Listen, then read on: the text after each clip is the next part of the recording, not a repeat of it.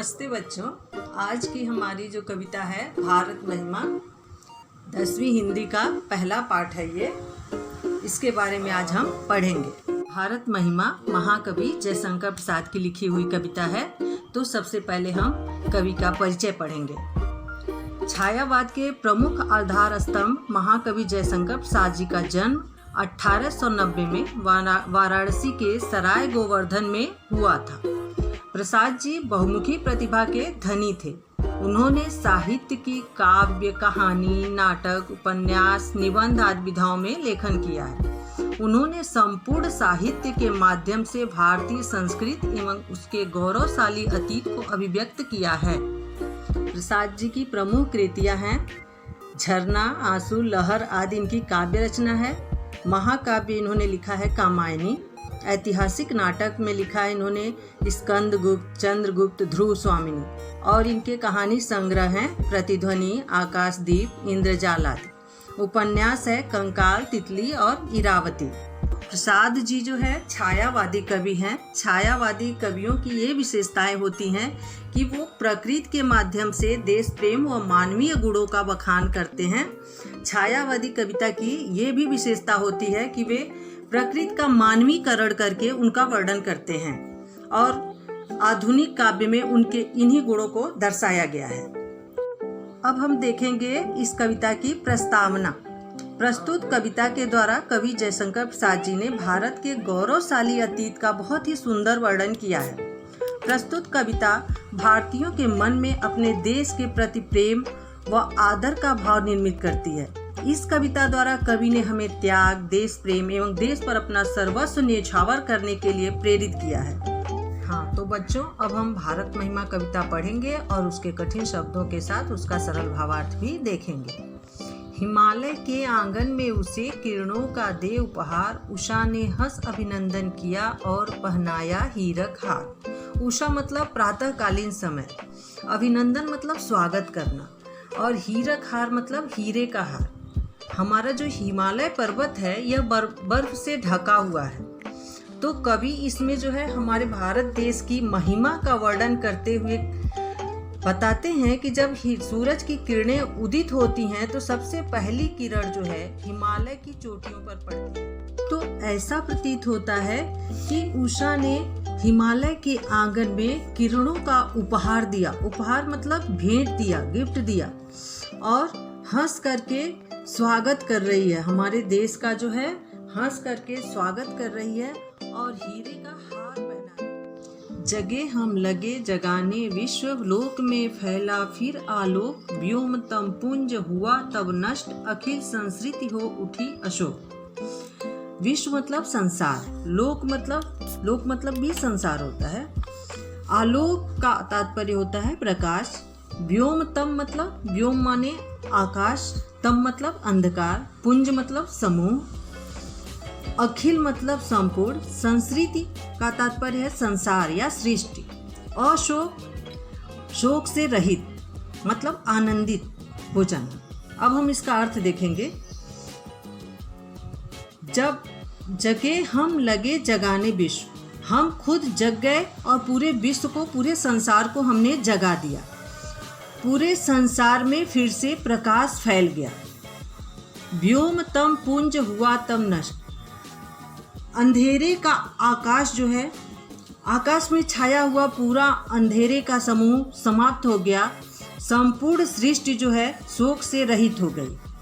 अर्थात केवल सोने से जागना नहीं, यहाँ कवि का अभिप्राय है कि जब हम ज्ञान के प्रकाश से भर गए, हम ज्ञान से भर गए तो संपूर्ण संसार में अपने ज्ञान का प्रकाश फैला दिया और इस तरह से संपूर्ण संसार के अज्ञान का अंधकार जो है, संसार में फैला हुआ ज्ञान का अंधकार नष्ट हो गया और संपूर्ण संस्कृति जो है शोक से रहित हो गई। जब ज्ञान का प्रकाश फैल गया तो सभी लोगों का दुख और शोक समाप्त हो गया, सभी लोग आनंदित हो गए। कमल वाणी ने वीणा ली, कमल कोमल कर में सप्रीत, सप्त स्वर सप्त सिंधु में उठे, छिड़ा तब मधुर साम संगीत। वीणा मतलब निर्मल, वाणी मतलब बोलना या वचन।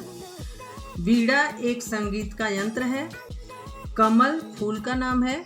कर मतलब हाथ। सप्रीत सधनप्रीत प्रेम से सहित। सप्त स्वर 7 स्वर होते हैं संगीत के, सारे गामा पा। सप्त सिंधु 7 समुद्र। मधुर मीठा। साम संगीत हमारे जो 4 वेद हैं, ऋग्वेद, यजुर्वेद, सामवेद, अथर्ववेद, उसमें जो सामवेद है उसमें भारतीय संगीत का वर्णन किया गया है। संगीत का कैसे शिक्षा होती है उसको साम संगीत कहते हैं। अब हम अर्थ देखेंगे। विमल वाणी ने वीणा ली। वाणी की देवी हैं सरस्वती, जिनका यंत्र है वीणा। वीणा वादिनी भी सरस्वती जी को कहते हैं। तो सरस्वती जी ने अपने कोमल कर में प्रेम सहित वीणा को धारण किया और 7 स्वरों का वादन किया, 7 स्वर बजाए, जिससे पूरे विश्व में 7 सागरों में जो है साम संगीत, मधुर साम संगीत फैल गया। और इस तरह से हमारे भारत देश ने पूरे विश्व को संगीत की सौगात दी। पूरे विश्व में भारत से ही संगीत की शिक्षा मिली। विजय लोहे की नहीं, धर्म की रही धरा पर धूम। भिक्षु होकर रहते सम्राट, दया दिखलाते घर घर घूम। अब यहाँ धरा मतलब होता है धरती। भिक्षु मतलब सन्यासी, जो लोग सन्यासी, जो बौद्ध धर्म के सन्यासी हैं उनको भिक्षु कहते हैं। आगे हम इसका अर्थ देखेंगे। सम्राट का अर्थ होता है राजा। हमारे देश में केवल हम शस्त्र अस्त्र के द्वारा ही विजय की प्राप्ति नहीं करते, केवल लोहे से विजय प्राप्त नहीं करते हैं। हमारे धर्म की पूरी धरती पर धूम मची रहती है। हम धर्म के द्वारा, हमारी धर्म इतना प्रभावशाली है कि उससे ही हम विजय प्राप्त करते हैं। हमारे देश की संस्कृति इतनी महिमामयी है कि यहाँ पर राजा भी सन्यासी बन करके घर घर घूम करके सबको अच्छे ज्ञान देते हैं। सबके परोपकार के लिए घर घर घूमकर भिक्षाटन करते हैं और ज्ञान फैलाते हैं। यहाँ भिक्षु शब्द से हमारा तात्पर्य है गौतम बुद्ध, सिद्धार्थ, जो कि राजा के संतान थे, पर अपने देश में लोगों के दुख को, बुढ़ापे को, मृत्यु को देखकर वो दुखी हो गए और इसलिए उन्होंने संन्यास धारण किया और लोगों के कल्याण के लिए सन्यासी बन करके वो ज्ञान की बात सबको सिखाते थे और सभी पे दया का धर्म उन्होंने दिया। गोरी को दिया दया का दान, चीन को मिली धर्म की दृष्टि। मिला था स्वर्ण भूमि को रत्नशील की, सिंघल को भी सृष्टि। गोरी से यहाँ तात्पर्य है यवन शासक। और धर्म की दृष्टि, धर्म का ज्ञान दिया। स्वर्ण भूमि, हमारे देश भारत को स्वर्ण भूमि कहा जाता था, सोने की चिड़िया कहा जाता था। शील मतलब पंचशील का सिद्धांत। सिंघल मतलब श्रीलंका। अब हम यहाँ पर अर्थ देखेंगे।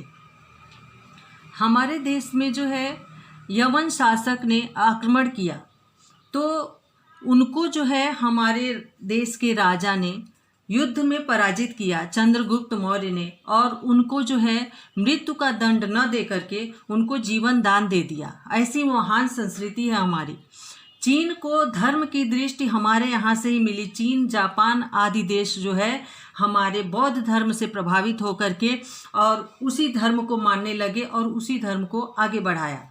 हमारा जो देश स्वर्ण भूमि भारत को जो है गौतम बुद्ध जैसा रत्न मिला, जिन्होंने 3 रत्नों का प्रचार किया। ये 3 रत्न हैं बुद्धम शरणम गच्छामि, धम्मम संघम शरणम गच्छामि और संघम शरणम गच्छामि। इस तरह से 3 प्रकार के त्रिरत्न का प्रचार किया। और इसके अलावा इन्होंने पंचशील का सिद्धांत दिया। पंचशील का तात्पर्य है झूठ नहीं बोलना, चोरी नहीं करना, नशा नहीं करना, जीव हिंसा नहीं करना और किसी तरह का पाप न करना। तो ये पंचशील का सिद्धांत भी हमारे देश से ही श्रीलंका को मिला।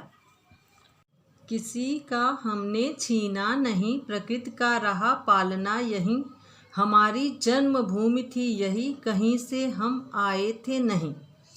अब इस कविता में कवि बता रहे हैं कि हमने किसी का कुछ भी छीना नहीं, हमारा जो संस्कार था, हमको हमारा जो लालन पालन हुआ था वो इस ढंग से हुआ था कि हम किसी से कुछ छीनते नहीं हैं बल्कि दूसरे को देते हैं। हमारा इस तरह से पालन पोषण हुआ है। हमारी जन्मभूमि थी यही, हम इसी भारत देश में पैदा हुए हैं, हमारी यही जन्मभूमि है। हम कहीं बाहर से नहीं आए हैं, हम यहीं पर पैदा हुए हैं और यहीं के हैं। चरित थे पूत भुजा में शक्ति, नम्रता रही सदा संपन्न, हृदय के गौरव में था गर्व, किसी को देख सके ना विपन्न। चरित मतलब चरित्रवान, पूत मतलब पुत्र, भुजा मतलब बाँह, शक्ति ताकत, नम्रता विनम्रता, संपन्न मतलब युक्त होना, धनी होना, हृदय के गौरव, हृदय में सम्मान, गर्व, गर्व का अर्थ होता है सम्मान, विपन्न मतलब गरीब। तो कवि यहाँ इस कविता में कह रहे हैं कि हमारे जो देश के सपूत थे, हमारे भारत देश के जो पुत्र थे, हम चरित्रवान थे, हमारी भुजाओं में ताकत थी, हम विनम्र थे और विनम्रता से संपन्न थे, हम सबके ऊपर दयालु थे, हृदय में हमारे देश के प्रति, हमारे देश की संस्कृति के प्रति गौरव था, हमें गर्व था कि हम भारत की संतान हैं और हम किसी को भी गरीब नहीं देख सकते। हम किसी के गरीब की भी देखकर उससे दुखी हो जाते हैं, उसकी सहायता करते हैं, उसकी सेवा करते हैं। ये हमारी जो है संस्कृति है, हमारे भारत की जो है महिमा है कि हम ऐसे हैं, हम दूसरे की सहायता करते हैं। हमारे संचय में था दान, अतिथि थे सदा हमारे देव, वचन में सत्य, हृदय में तेज, प्रतिज्ञा में रहती थी टेव। संचय मतलब संस्कार, वचन मतलब वाणी, अतिथि मतलब मेहमान, टेव मतलब दृढ़। हमारे जो संस्कार थे वो दान करने वाले थे कि हम अपने घर में आए सभी गरीब लोग को दान करते हैं, और अगर कोई अतिथि आता है तो हमारी प्राचीन परंपरा है अतिथि देवो भव, तो हम अतिथि को जो है मेहमान को देवता समझते थे, देवता के समान उनका आदर करते हैं। वचन में सत्य, और हमारी जो वाणी थी वो हमेशा सत्य रहती थी, सत्ययुक्त, हम जो कहते थे वही करते थे। हृदय में तेज, हमारे हृदय में तेज है। प्रतिज्ञा में रहती थी टेव, और हमारी प्रतिज्ञा जो हम संकल्प करते थे वो दृढ़ होता था, जो भी हम संकल्प कर लेते थे वो करके रहते थे। इसलिए कहा भी गया है कि रघुकुल रीति सदा चल जाई, प्राण जाए पर वचन न जाए। हम जो भी वचन ले लेते थे उसको पूरा करते थे, ये हमारे भारत की संस्कृति है। वही है रक्त, वही है देश, वही साहस है वैसा ज्ञान, वही है शांति, वही है शक्ति, वही हम दिव्य आर्य संतान। कवि इस लाइन में कह रहे हैं कि हम अपने देश की गौरवशाली अतीत को नहीं भूल सकते। आज भी हमारी भुजाओं में वही शक्ति है, हमारे रगों में वही रक्त दौड़ रहा है, हम उसी देश के वंशज हैं, वही साहस है हमारे पूर्वजों के समान, हमारे भी अंदर वही साहस है, वैसा ही हमारे पास ज्ञान है, हमारा दिमाग उन्हीं की तरह से शांत है, हम वैसे ही शक्तिशाली हैं, और हम वही दिव्य मतलब अलौकिक श्रेष्ठ हमारे जो पूर्वज थे उनके हम संतान हैं। इसलिए हम अपने देश पर हमें गर्व है कि हम अपने दिव्य श्रेष्ठ आर्यों की संतान हैं, और हमारे अंदर वैसा ही साहस है जैसा उनके अंदर था। जिए तो सदा इसी के लिए, यही अभिमान रहे हर यह हर्ष, निछावर कर दें हम सर्वस्व हमारा प्यारा भारतवर्ष।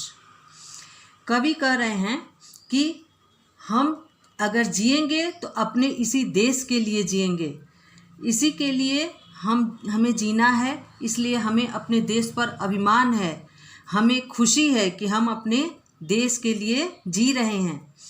निछावर कर दे हम सर्वस्व, निछावर मतलब समर्पित कर देना, सर्वस्व मतलब सब कुछ, हमें अपना सब कुछ जो है अपने देश के लिए समर्पित कर देना है। ये हमारा प्यारा भारतवर्ष है, और हमें गर्व है कि हम अपने देश के लिए अपना सब कुछ निछावर कर रहे हैं। और यहाँ हमारी कविता खत्म होती है, और आप लोग निम्नलिखित मुद्दों के आधार पर इसका पद्य विश्लेषण लिख के रखिए। रचनाकार का नाम, रचना का प्रकार, पसंदीदा पंक्ति, पसंदीदा होने का कारण और रचना से प्राप्त संदेश।